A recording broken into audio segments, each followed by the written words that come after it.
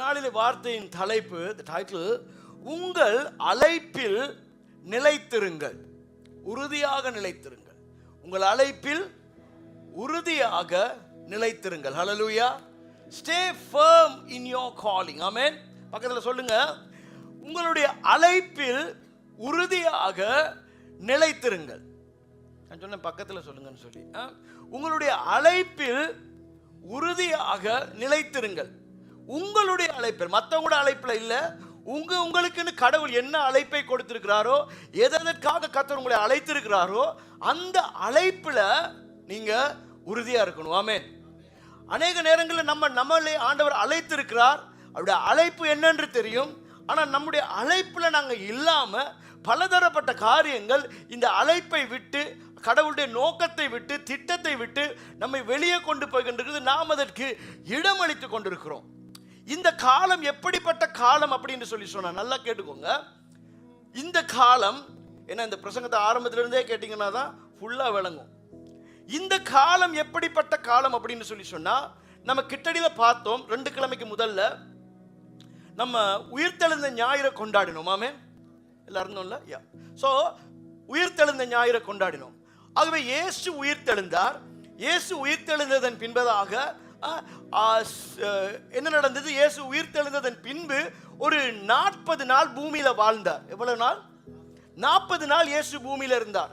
40 நாள் இயேசு பூமியில இருந்துட்டு தான் அவர் பரலோகம் எடுத்துக்கொள்ளப்பட்டார் என்று சொல்லி பார்க்கிறோம். ஆகவே அவர் இருந்த 40 நாட்கள் நடந்த காரியம் என்னன்னு சொல்லி பார்த்தா, அப்போஸ்தலர் acts chapter 1 verse 3 to 4 or 3 and 4, Acts chapter 1 verse 3 and 4. அப்போஸ்தலர் 1ஆம் அதிகாரம் 3ஆம் 4ஆம் வசனத்தை வாசிப்போம். அவர் பாடுபட்ட பின்பு 40 நாளளவும் அப்போஸ்தலர்களுக்கு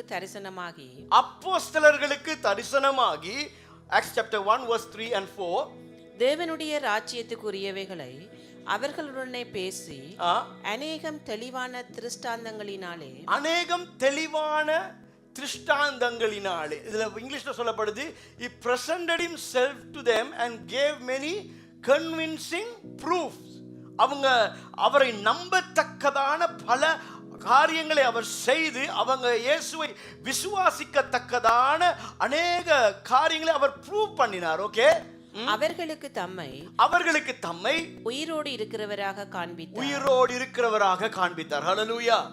ஆகவே இந்த 40 நாட்களும் இயேசு என்ன செய்தார் என்று சொன்னா, 3.5 வருடமா அவரோடு இருந்த சீஷர்கள் எல்லாருமே அவர் மரித்து உயிர்த்தெழுந்ததன் பின்பு, நாங்கள் ரெசரக்ஷன் சண்டே, உயிர்த்தெழுந்த ஞாயிற்றுக்கிழமையில அந்த சேமன்ல நாங்கள் பார்த்தோம். ஆண்டவர் சொன்ன எப்படி பார்த்தோம்னா, இயேசு தான் உயிர்த்தெழுந்துட்டேன் அப்படின்னு சொல்றத நம்ப வைக்கிறதுக்கு ரொம்ப காரியங்களை செய்ய வேண்டியிருந்துச்சு. நாங்கள் வார்த்தையின் தலைப்பு தான் இயேசுக்கு இருந்த சவால்கள், the problem Jesus faced. அவருக்கு இருந்த பிரச்சனை இந்த ஜனங்களை விசுவாசிக்க வைக்கிறது. அந்த சகோதரர் அந்த வந்து பார்த்த அந்த மாத்தாள் மரியாள், அவங்களை அந்த மகதலேனா மரியாள் அவர்களை விசுவாசிக்க வைக்கிறது. அதே நேரத்தில் இந்த சீஷர்களை விசுவாசிக்க வைக்கிறது, இந்த எம்மாவூர் சீஷர்களை விசுவாசிக்க வைக்கிறது, இந்த தோமாவை விசுவாசிக்க வைக்கிறது, நான் உயிரோடு எழும்பிட்டேன் அப்படின்னு விசுவாசிக்க வைக்கிறதுக்கு தேவன் இயேசு பல காரியங்களை செய்ய வேண்டியிருந்துச்சு. இங்கேயும் அப்படித்தான்.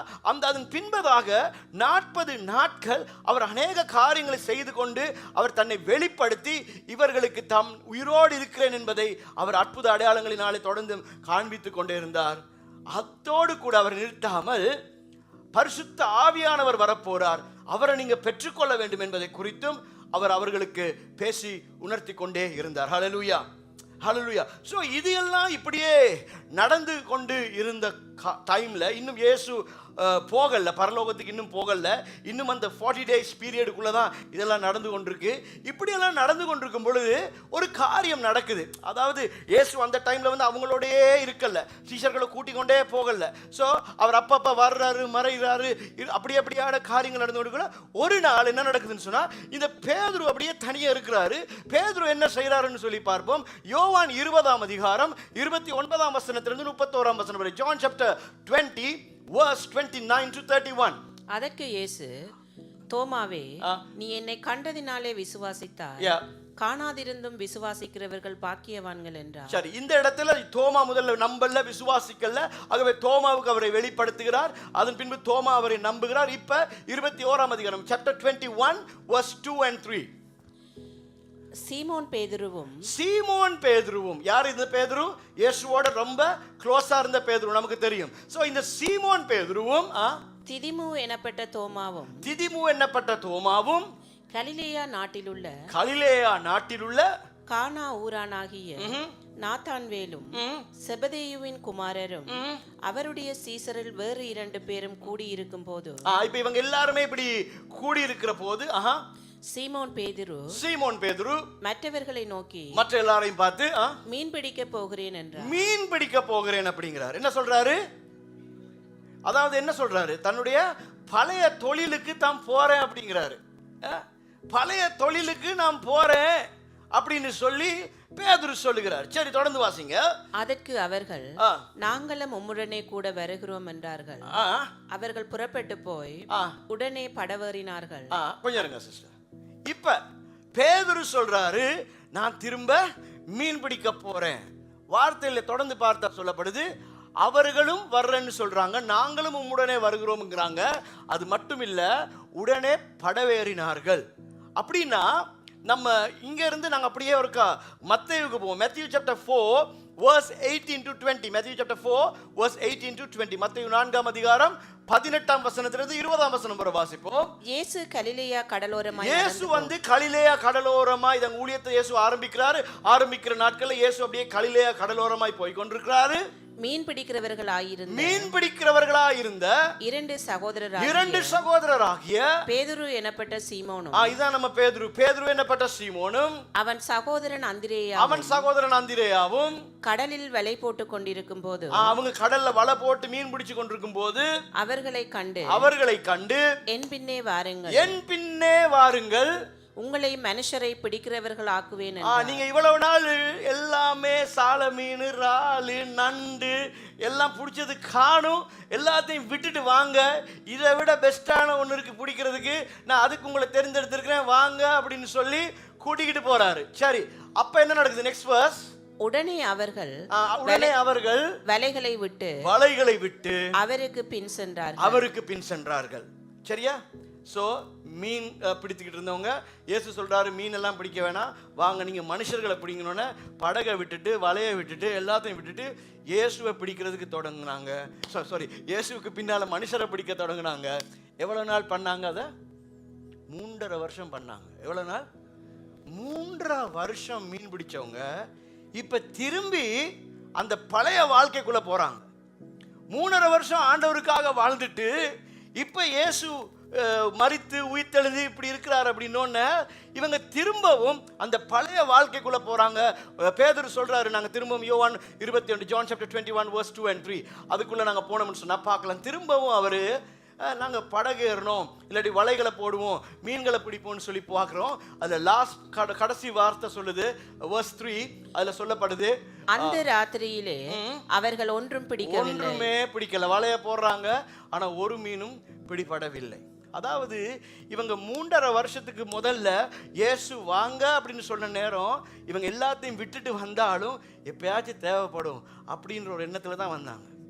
எப்பயாவது ஒரு நாள் தேவைப்படும், அப்ப நம்ம திரும்பி போய்க்கலாம் அப்படின்ற எண்ணத்துல தான் அது எல்லாவற்றையும் விட்டுட்டு வந்ததுனால அவங்க 3.5 வருஷம் இயேசுவோட இருந்தாலும் அவங்க வாழ்க்கையில எந்த மாற்றமுமே நடந்திருக்கல.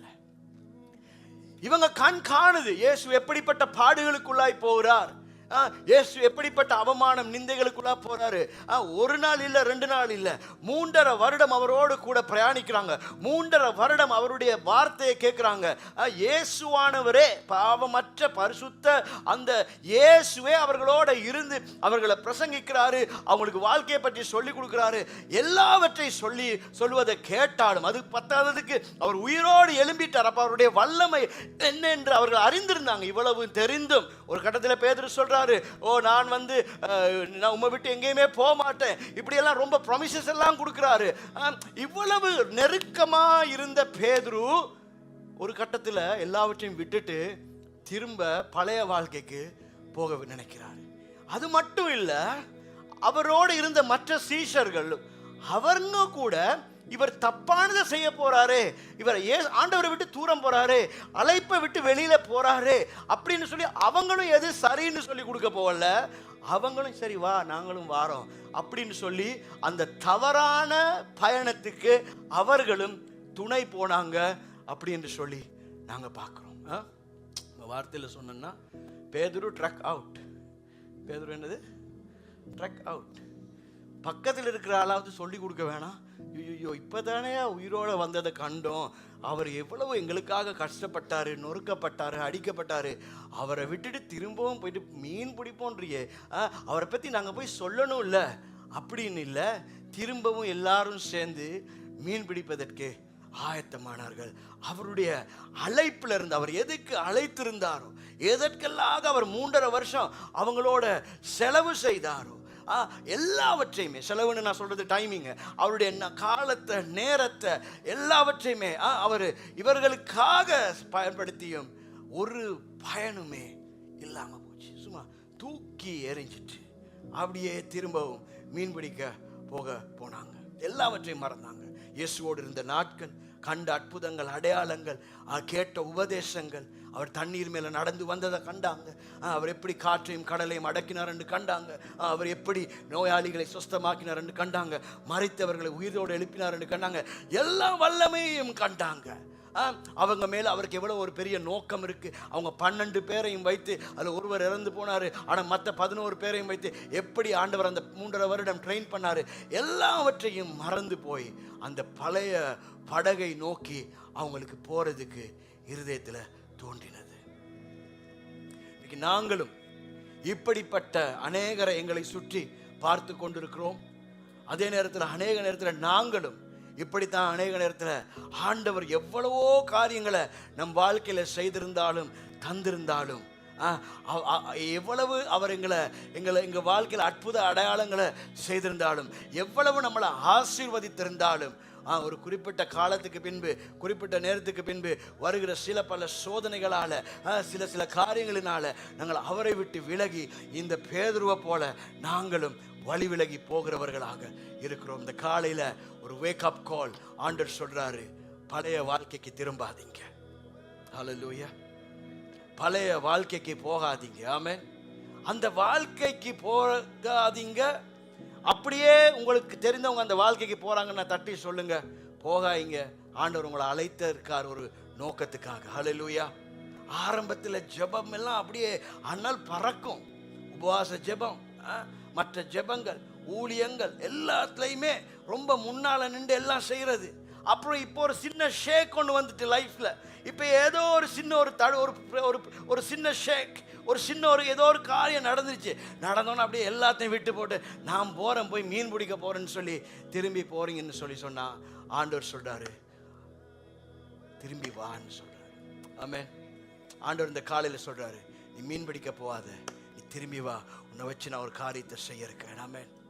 உங்களுக்கு இவ்வளவு காலம் அபிஷேகத்தில் நிரப்பினது, அவரை தான் உங்களுக்கு வெளிப்படுத்தினது, அற்புத அடையாளங்களை கண்டீங்க. அவர் உங்கள் வாழ்க்கையில் எவ்வளவு போதுமானவராக இருந்திருக்கார், எத்தனை நன்மைகளை உங்கள் வாழ்க்கையில் அவர் செய்திருக்கிறார். ஆண்டவர் சொல்றார், திரும்பி வா மகனே, திரும்பி வா மகளே. ஆசீர்வாதத்தை எல்லாம் பெற்று எல்லாவற்றையும் பெற்ற பின்பு என்னை விட்டுட்டு போகாத. உன் வாழ்க்கையை இப்போ இருக்கிற சூழ்நிலையை பார்த்து நீங்களே நினைச்சிடாதீங்க, ஐயோ இப்போ இயேசு போயிடுவாரு, ஐயோ இனி இயேசு இல்லாமல் போயிருமே, அப்போ என் வாழ்க்கையில் என்ன நடக்குன்ற பயம் பேதுருக்குள்ளே வந்தது. ஆனால் ஆண்டவர் இயேசு சொல்கிறாரு, நான் உங்களை விட்டு விலகவும் மாட்டேன், கைவிடவும் மாட்டேன். ஆமென். ஆமென். இயேசுவானவர் சீஷர்களை பார்த்து சொன்னாரு, நான் போயிருவேன் தான், ஆனா நான் போறேன்னு சொல்லி உங்களை திக்கற்றவர்களை விட மாட்டேன், உங்களோடு கூட இருக்கும்படியாய் ஒரு பரிசுத்த ஆவியானவரை உங்களுக்காக அனுப்புவேன். ஆமென். ஆமென். பேதுரு திரும்பி பழைய வாழ்க்கைக்கு போனதுக்கு காரணம் என்னன்னா, 3.5 வருஷம் நாங்கள் வேலை செய்யல, தொழில் செய்யல, ஆனா எங்களுக்கு உரிய ஆசீர்வாதம் இருந்துச்சு, நம்மளுக்கு 3 நேரம் சாப்பாடு கிடைச்சிச்சு, இருக்கிறதுக்கு தேவையான இடம் கிடைச்சிச்சு, எல்லாம் கிடைச்சிச்சு. இப்போ இந்த இயேசு போறேங்கிறாரு, இப்போ எங்களுக்கு ஒண்ணுமே இல்லை, எல்லாமே இல்லாம போகுது, இப்போ நாங்கள் எப்படியாவது எங்க வாழ்க்கையை பார்க்கணும் அப்படின்னு சொல்லி நினைக்கிறாங்க. இல்ல இல்ல, அழைத்தவர் உண்மை உள்ளவர்.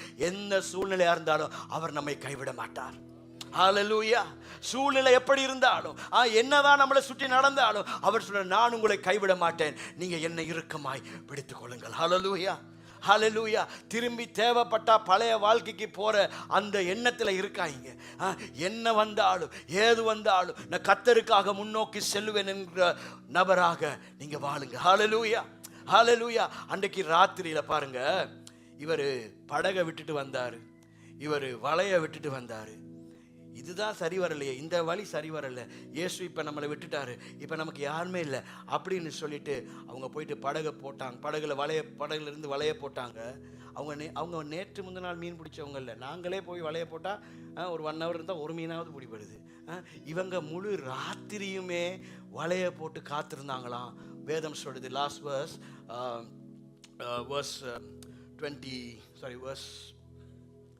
3:21. John chapter 21 verse 3 says, அந்த ராத்திரியிலே அவர்கள் ஒன்றும் பிடிக்கவில்லை, ஒரு மீன் கூட பிடிக்கல. ஆமென். ஒரு மீன் கூட. அவங்க நினைச்சாங்க நாங்க போய் இப்போ எங்க பலத்துல செய்யலாம், இப்பதான் இது சரி வரலையே, ஆனா எங்களுக்கு தெரிந்தது ஒன்று இருக்கே, நம்மளால இவ்வளவு காலம் நாங்க வாழ்ந்த ஒன்று இருக்கே, அதை போய் நாங்க செய்வோம்னு சொல்லிட்டு அவங்க போயிட்டு வலைகளை போட்டு, எல்லாருமா சேர்ந்து எக்ஸ்பீரியன்ஸ் ஆனவங்க தான், எல்லாருமா போயிட்டு வலைகளை போட்டு காத்திருக்கிறாங்க. ஒரு மீன் கூட பிடிபடல. ஆமென். ஒரு மீன் கூட பிடிபடல.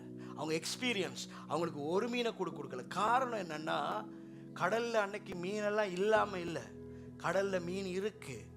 என்ன தொடர்ந்து நாங்கள் வாசிக்கக்குள்ள பார்க்கலாம்.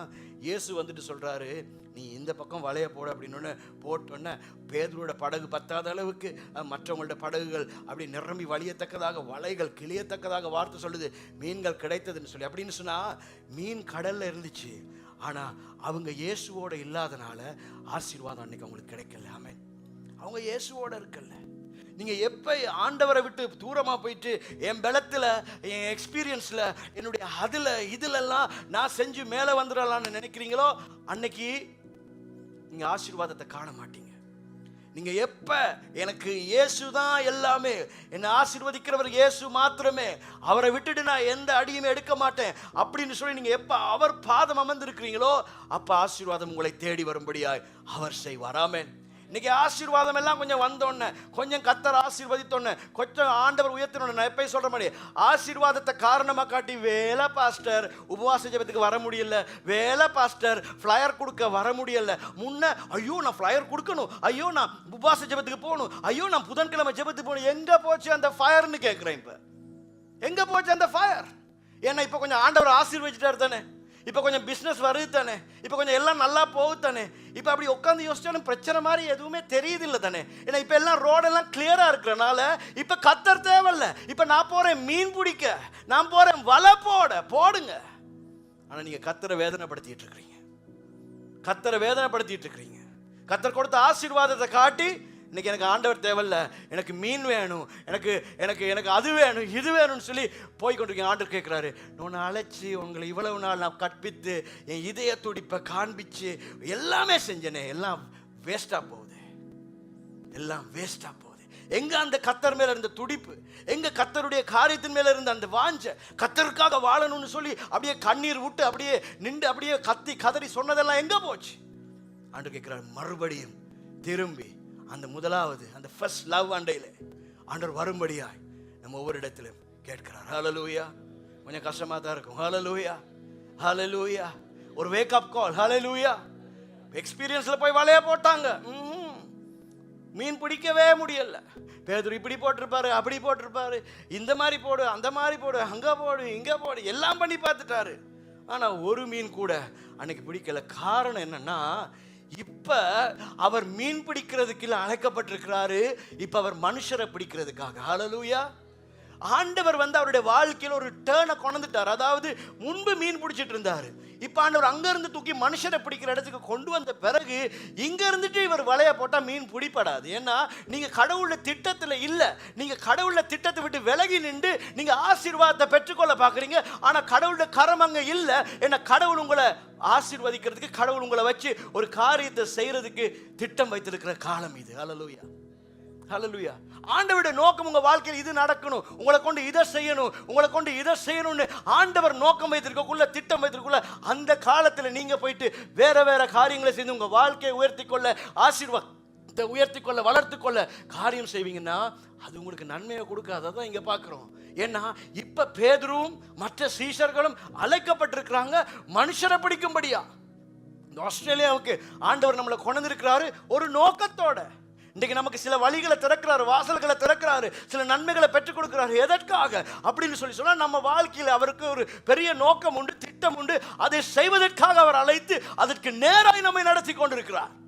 நம்ம இன்னும் மீனை பிடிக்கிறதையும் வளைய போடுறதையும் அதுலையும் இதுலையும் நம்ம எப்படியாவது காலத்தை கடத்தி கொண்டிருக்கோம். கர்த்தர் சொல்றார், இல்லை, நான் உன்னை ஒரு நோக்கத்தோடு அழைச்சிருக்கிறேன். ஆமென். நான் உங்களை ஒரு நோக்கத்தோடு அழைச்சிருக்கிறேன், ஒரு திட்டத்தோடு அழைச்சிருக்கிறேன். என் ஜனம் அழிந்து போய் கொண்டிருக்கு. நான் ஒரு காரியத்துக்காக உங்களை அழைத்திருக்கிறேன். அதை விட்டுட்டு நீங்க பின்வாங்காதீங்க, முன்னோக்கி ஓடுகிறவர்களாக இருங்க. ஹல்லேலூயா.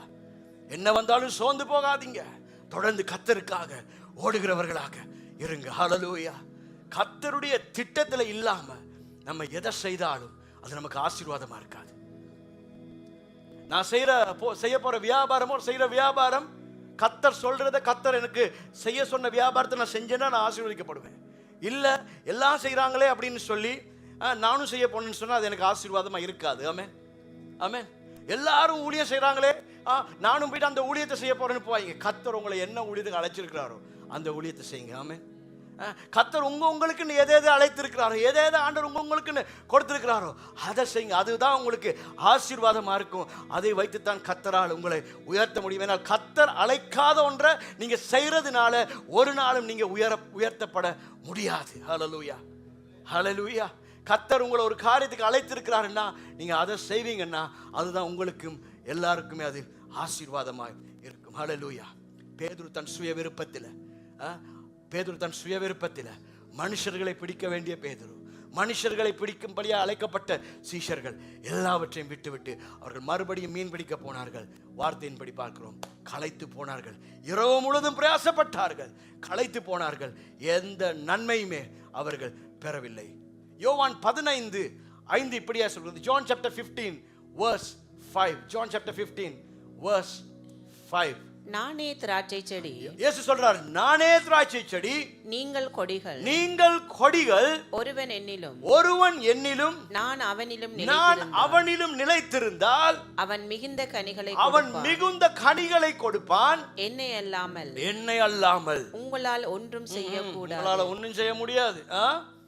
நீங்க என்னில நிலைத்திருக்கணும். நீங்க abide in me, நீங்க என்னில நிலைத்திருந்தா மட்டும்தான் நீங்க கனி கொடுப்பீங்க. ஹல்லேலூயா, ஹல்லேலூயா.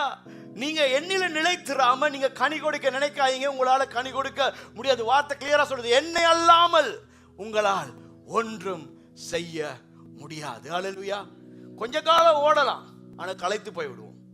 கொஞ்ச காலம் சில காரியங்கள் செய்வோம், கொஞ்சம் சரிவார மாதிரி இருக்கும். ஆனா எங்க சுயத்துல நாங்க போய்கிட்டு இருக்கிறனால, எங்களுடைய மன விருப்பத்தில் நாங்கள் போய்கொண்டிருக்கோம். அவருடைய திட்டத்தை விட்டு வழி விலகி போய்கொண்டிருக்கிறோம். மிச்ச நாள் ஓட முடியாது.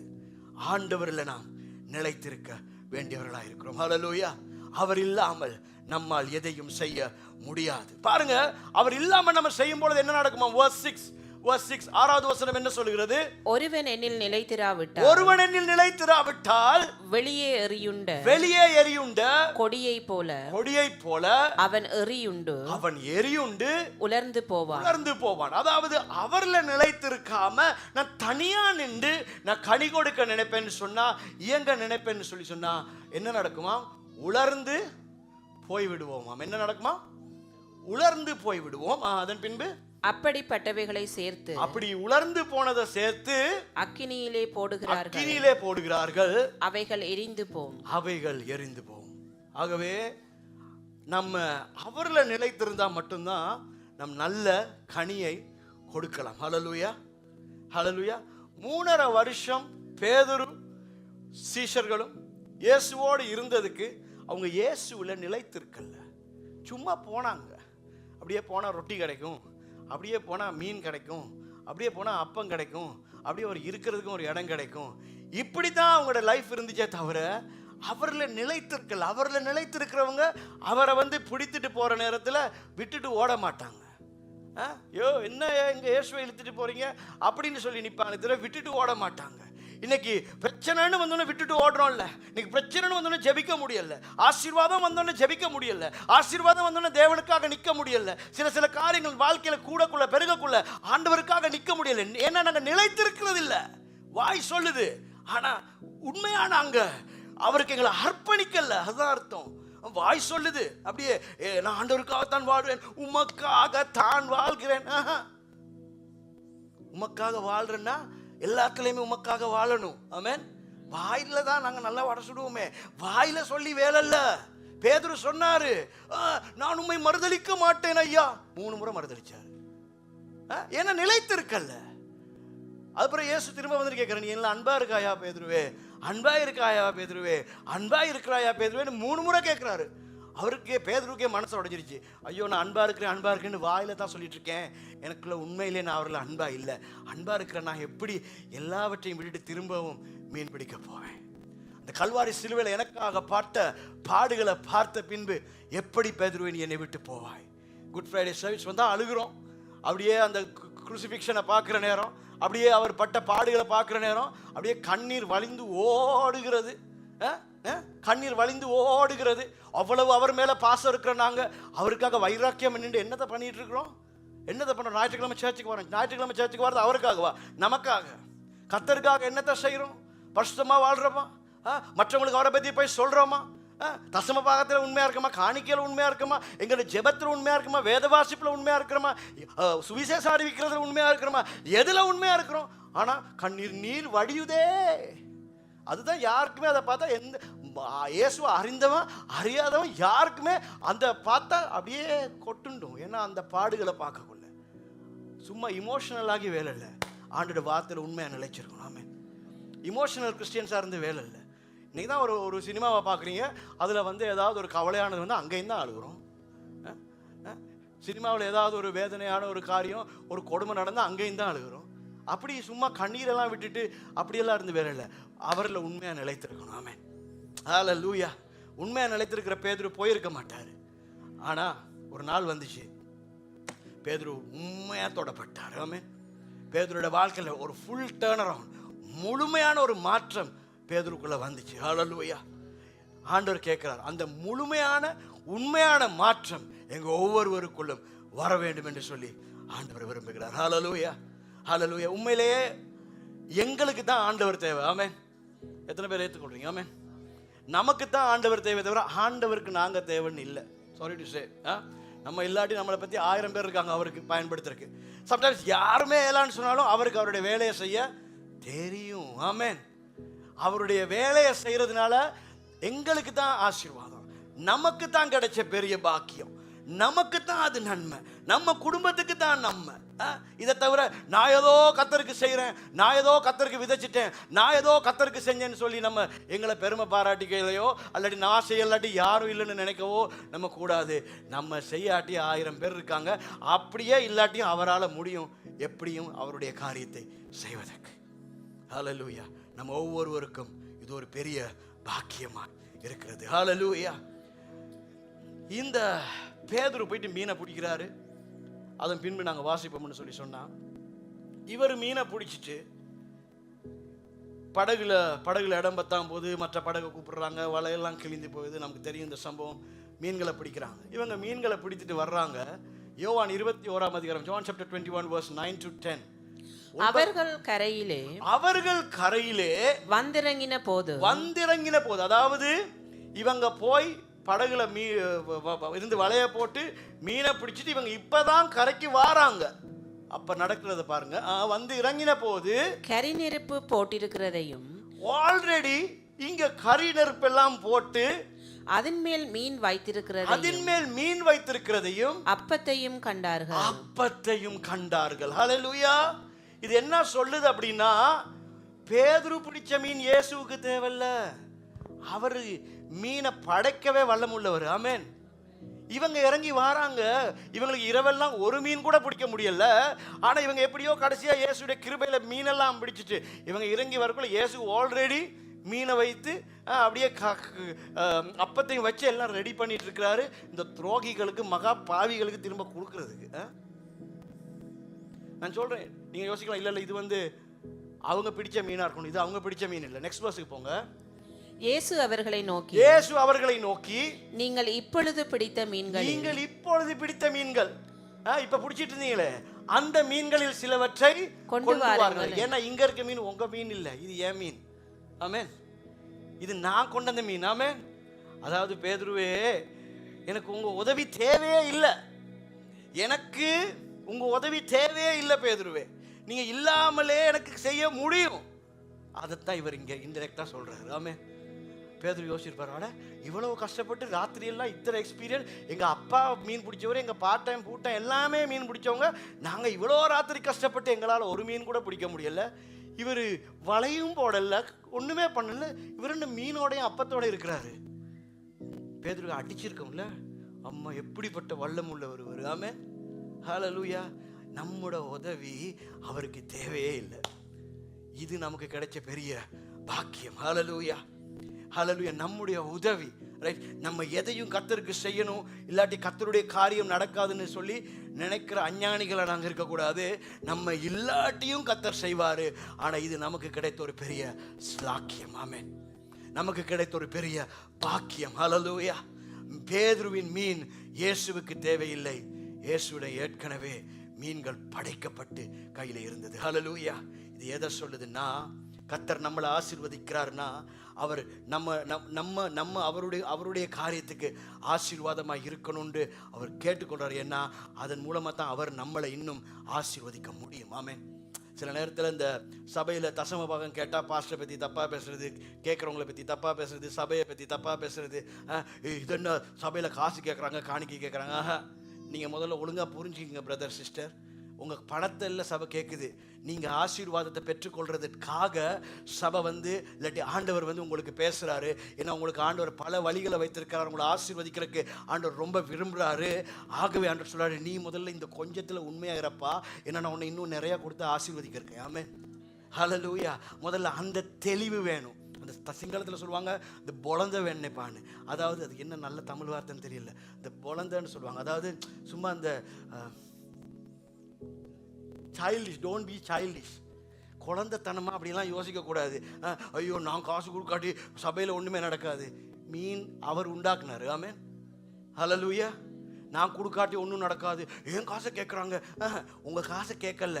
கர்த்தர் சொல்ல, நீ கொடுத்தா நீ என் மேலே எவ்வளோ விசுவாசம் வச்சிருக்கிற, 10 நான் ஒன்று கொடுத்துட்டு 9 நான் வாழ போகிறேன் அப்படின்னு நீ என் மேல் மிச்சத்தை ஆண்டவர் பார்த்துக்கொள்வார் அப்படிங்கிற விசுவாசத்தில் நான் கொடுக்குறேன். ஹல்லேலூயா. ஆகவே அந்த 9 வச்சு அவர் இன்னும் அதை பெருக பண்ண வல்லமுள்ளவராக இருக்கிறார். ஆமென்.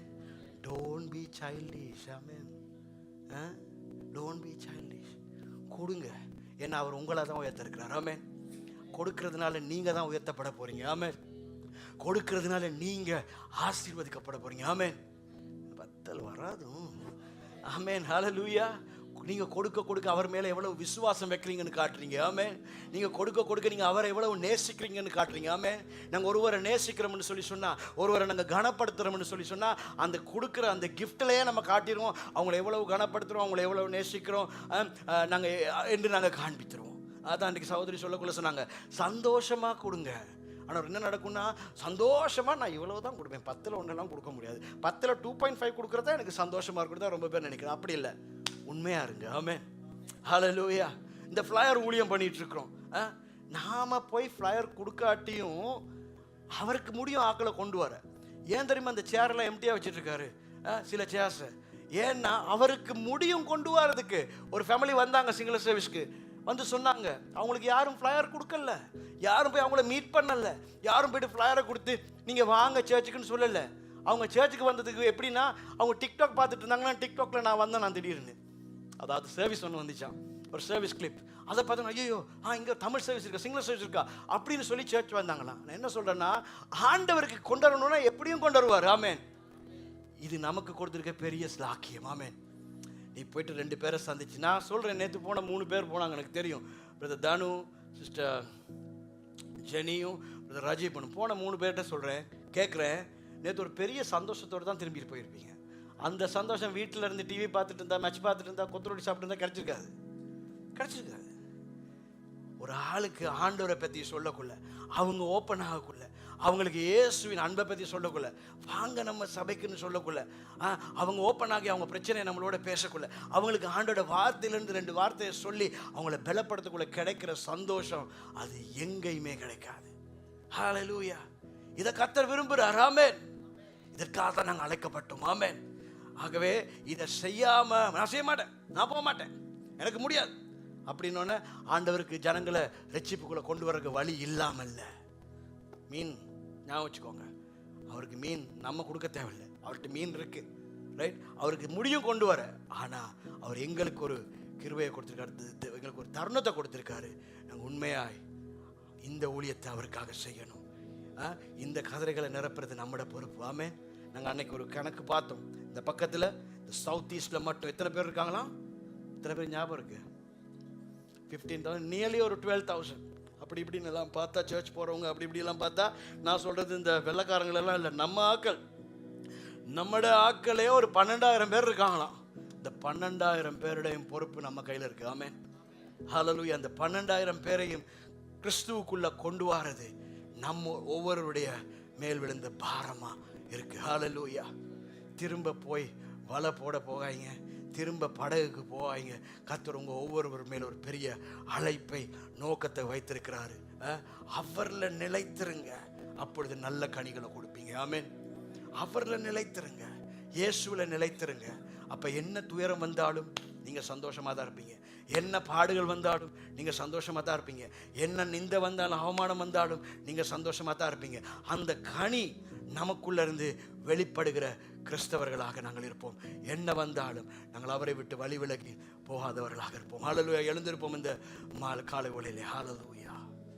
நன்றி ஆண்டவரே.